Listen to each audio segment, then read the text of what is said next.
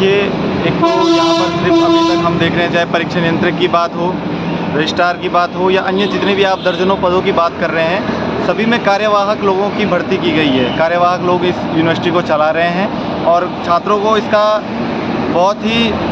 हानि हो रही है, क्योंकि हम देख रहे हैं कि जो एग्ज़ाम कंट्रोलर हैं उनको भी अपने कार्यों का पूर्ण रूप से पता नहीं होता। उनको पता नहीं होता कि कब परीक्षा की तिथि घोषित करनी है, कब परीक्षा परिणाम घोषित करने हैं, कैसे करने हैं, क्योंकि वो कार्यवाहक के रूप में कार्य कर रहे हैं। जब तक हमें परमानेंट फैकल्टी नहीं मिलती, परमानेंट वो व्यक्ति नहीं मिलता जिसको उस फील्ड की नॉलेज है, उस पोस्ट की नॉलेज है, तब तक वो काम ठीक से नहीं हो पाते हैं। तो हम आज देख रहे हैं कि आज चाहे कुल सचिव की पोस्ट हो, चाहे परीक्षा नियंत्रक की पोस्ट हो, और तमाम दर्जनों पद आज गढ़वाल विश्वविद्यालय में कार्यवाहक अधिकारी उसको चला रहे हैं और छात्रों को इसकी खामियाजा भुगतना पड़ रहा है।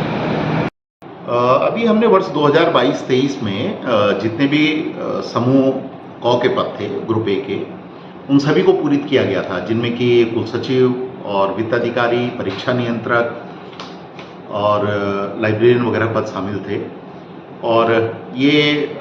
समय समय पर ये रिक्त होते रहे हैं। इनमें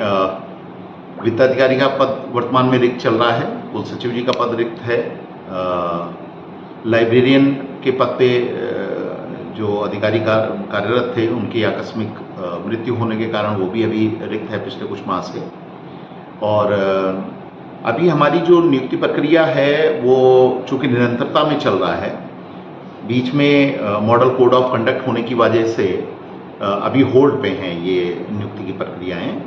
किंतु जैसे ही मॉडल कोड ऑफ कंडक्ट की अधिसूचना हटने की लगती है, तो विश्वविद्यालय जो पहले से ही भारत सरकार द्वारा मिशन मोड रिक्रूटमेंट प्रक्रिया संचालित है,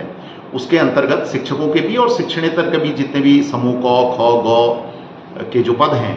उनको पूरित करने की कार्यवाही त्वरितता से करेगा। वर्तमान में हमने मॉडल कोड ऑफ कंडक्ट लगने से पहले जितने भी रिक्त पद थे उन पदों का अधियाचन हम लोग नेशनल टेस्टिंग एजेंसी को भेजे हुए हैं। तो अभी हम ये भी एक्सप्लोर कर रहे हैं कि जो पद नेशनल टेस्टिंग एजेंसी के थ्रू पूरित किए जा सकते हैं, चूँकि ये केंद्रीय विश्वविद्यालय है और राष्ट्रव्यापी स्तर पर ही इसकी नियुक्ति प्रक्रिया संपादित होती है, तो जितने पद नेशनल टेस्टिंग एजेंसी कर पाएगी उतने एनटीए के माध्यम से, और बाकी जितने भी पद नेशनल टेस्टिंग एजेंसी से नहीं होते हैं उनको हम विश्वविद्यालय स्तर पर हमारी जो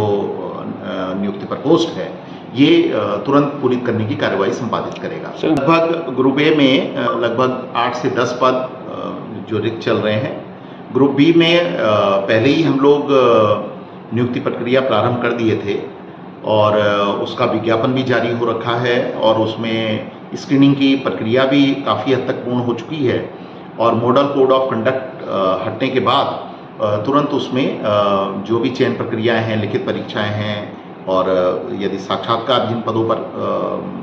है प्राविधानित, तो वो सब हम करेंगे। ये लगभग ग्रुप बी में आप ये 50 के लगभग पद हैं। ऐसे ही ग्रुप सी में भी हैं। तो ग्रुप सी में भी हमने जैसे वाहन चालकों के जो पद हैं वो ऑलरेडी विज्ञापित हैं, उन पर नियुक्ति प्रक्रिया मॉडल कोड ऑफ कंडक्ट हटने के बाद स्टार्ट हो जाएगी। इसके अतिरिक्त जो अन्य पद होंगे, कुछ पद जो पदोन्नति के माध्यम से पूरी किए जाने प्रस्तावित हैं, उनमें भी हम लोग लगभग 50% प्रक्रियाएं पूर्ण कर चुके हैं और बाकी प्रक्रियाएं पूर्ण करने के पश्चात सीधी भर्ती के माध्यम से नियुक्ति की प्रक्रिया को संपादित कर देंगे।